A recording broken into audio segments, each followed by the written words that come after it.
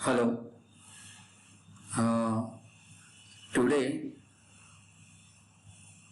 आज मैं आप लोगों को आर लैंग्वेज के बारे में कुछ मैं बताना चाहता हूँ।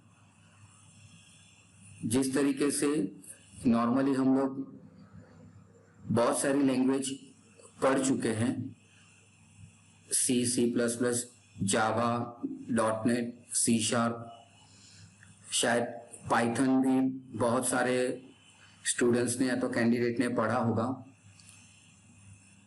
सो आज मैं आप लोगों को बताने के लिए जा रहा हूं कि आर लैंग्वेज क्या होती है, एग्जैक्टली उसका मीनिंग क्या होता है और वो क्यों हम यूज करते हैं। नॉर्मली आर लैंग्वेज यूज होती है स्टैटिस्टिकल कंप्यूटेशन और ग्राफिकल यूज के लिए। जैसे पाइथन का भी हम लोग यूज करते हैं, लेकिन वो कुछ अलग तरीके के यूज के लिए होता है, जबकि यहाँ पे जो आर लैंग्वेज है वो सबसे हमारी यूज होती है स्टैटिस्टिकल कंप्यूटेशन, ग्राफिकल सपोर्ट के लिए। और अगर डेटा साइंस के साथ भी काम करना है आर के साथ तो वो आप लोग काम कर सकते हो। अब सबसे पहले इंपॉर्टेंट चीज ये होती है कि आप लोग आर इंस्टॉल कैसे करोगे। तो अगर आप लोगों को आर इंस्टॉल करना है तो आप लोग पहले जाइए, वहां पे ये वेबसाइट के ऊपर लिखा हुआ है, वहां पे www.r-project.org about.html। वो एक वेबसाइट है कि जिसके अंदर हमें आर का रिलेटेड जो सॉफ्टवेयर है वो हमें मिल जाता है। यहाँ पे देखो डाउनलोड के अंदर भी लिखा है, वहां पे आप लोगों को ये जो CRAN लिखा हुआ है उसके ऊपर आप लोगों को क्लिक करना है। तो जैसे ही आप लोग ये क्रान के ऊपर आप लोग क्लिक करोगे तो वहां पे आप लोगों को इस तरीके की आप लोगों को स्क्रीन मिलेगी।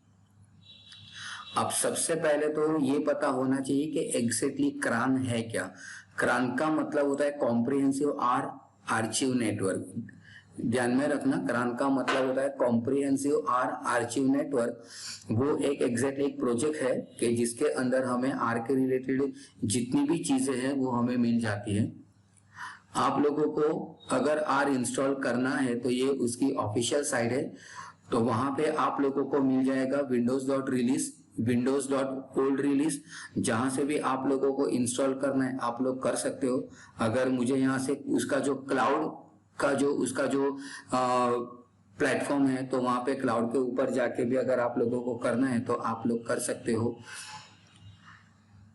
ये इंस्टॉलेशन होने के बाद आप लोगों को इस तरीके की आप लोगों को कुछ स्क्रीन दिखेगी।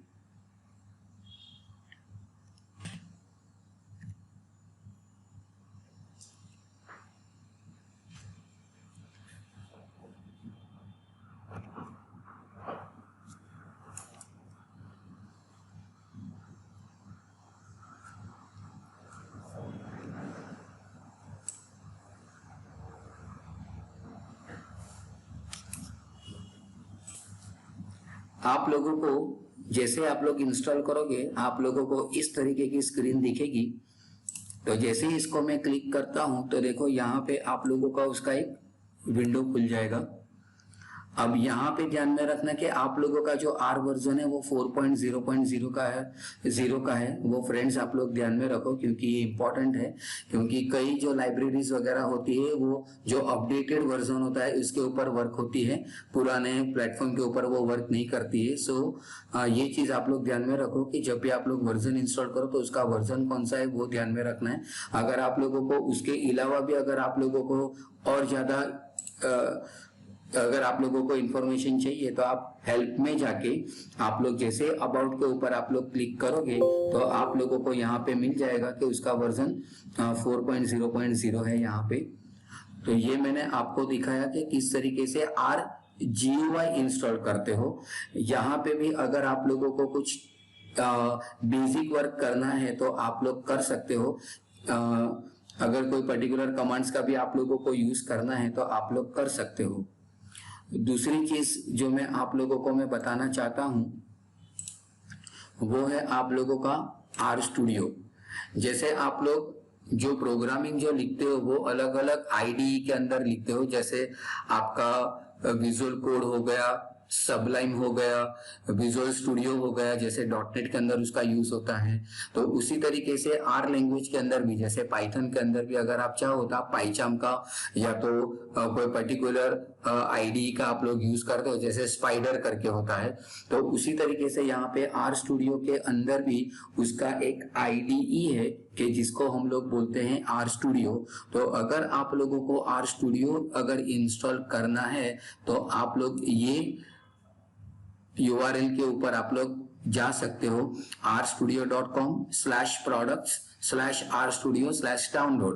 तो जैसे आप लोग ये URL आप लोग लिखोगे तो आप लोगों को इस तरीके की स्क्रीन मिलेगी। यहाँ पे आप लोगों को अलग अलग उसके वेरिएशंस मिलेंगे।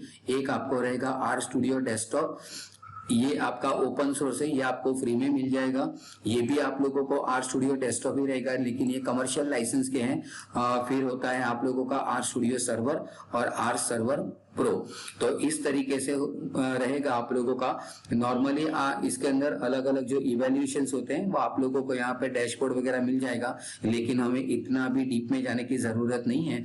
तो आप लोग जैसे ही आप लोग यहाँ पे डाउनलोड कर दोगे, तो डाउनलोड करने के बाद आप लोगों को जो एक स्क्रीन मिलेगी वो मैं आप लोगों को एक स्क्रीन में दिखा देता हूँ। जैसे आप लोग यहाँ पे लिखोगे, जैसे आप लोग यहाँ पे जाओगे तो आप लोगों को आर की कैटेगरी के अंदर देखो यहाँ पे मिल जाएगा। ये पहले मैंने आप लोगों को दिखाया आर, और ये मैंने दिखाया आर स्टूडियो। तो देखो जैसे आप यहाँ पे आर स्टूडियो के ऊपर दिखोगे, मेरा ऑलरेडी यहाँ पे ओपन है, तो मैं उसको मैं क्लिक कर देता हूँ। तो जैसे आप यहाँ पे उसको ओपन करोगे तो आपको यहाँ पे आर स्टूडियो मिल जाएगा। यहाँ पे आप लोगों को 4 अलग अलग आप लोगों को डिवीजन मिलेंगे।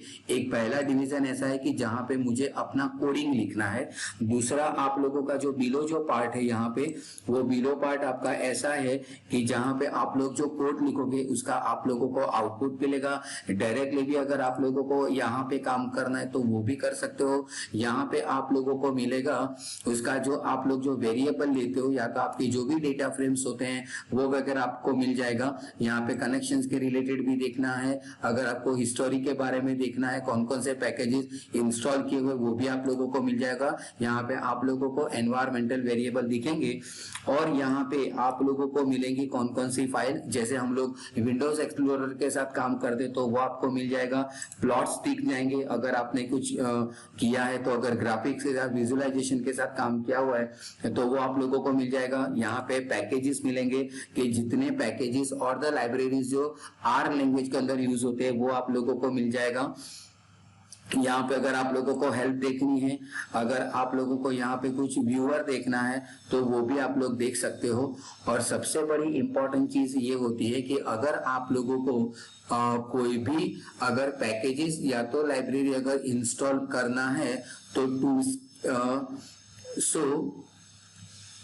या टूल्स के अंदर जाके इंस्टॉल पैकेजेस के अंदर जाके यहाँ पे सबसे इंपॉर्टेंट चीज होती है कि जो आपको रेपोजिटरी मिलती है वो क्रॉन में से मिलती है। जैसे मैंने आपको बताया था कॉम्प्रिहेंसिव का, मैंने आप लोगों को मैंने दिखाया था। यहाँ पे क्रॉन का जो फुल फॉर्म होता है वो मैंने दिखाया था, कॉम्प्रिहेंसिव आर आर्चिव नेटवर्क। उसके अंदर आप लोगों को बहुत सारे लाइब्रेरीज वगैरह मिलती है, तो वो लाइब्रेरीज वहां से आती है। आप लोगों को जो भी लाइब्रेरी चाहिए तो वो आप लोग लिख सकते हो। जैसे मैंने यहाँ पे लिखा मैंने यहाँ पे लिखा ओडीबीसी में अगर मैं लिखता हूँ तो देखो यहाँ पे ओडीबीसी का आप लोगों को लाइब्रेरी आप लोगों को मिल जाएगी। वो कहाँ पे ये इंस्टॉल होगी वो भी आप लोगों को देखना है। सी के अंदर, यूजर के अंदर, विकास के अंदर, डॉक्यूमेंट्स, आर लाइब्रेरी, ये यहाँ पे उसकी डिफॉल्ट लाइब्रेरी थी। जैसे आप यहाँ पे इंस्टॉल करोगे तो उसकी जितने भी डिपेंडेंसीज वगैरह है वो आपकी इंस्टॉल हो जाएगी। तो ये एक चीज आप लोगों के लिए बहुत इंपॉर्टेंट होती है कि जो मैंने आपको दिखाया कि किस तरीके से आप लोग आर स्टूडियो आप लोग इंस्टॉल कर सकते हो। तो यहाँ पे एक मेरा सेशन खत्म होता है फ्रेंड्स कि किस तरीके से आप लोग आर इंस्टॉल कर सकते हो और किस तरीके से अलग अलग चीजें आप लोगों को जो स्क्रीन्स वगैरह जो मिलते हैं कि जब भी आप लोग आर स्टूडियो इंस्टॉल करेंगे तो 4 डिवीजन आपको मिलेंगे। तो ये सब कुछ आप लोगों को ध्यान में रखना है।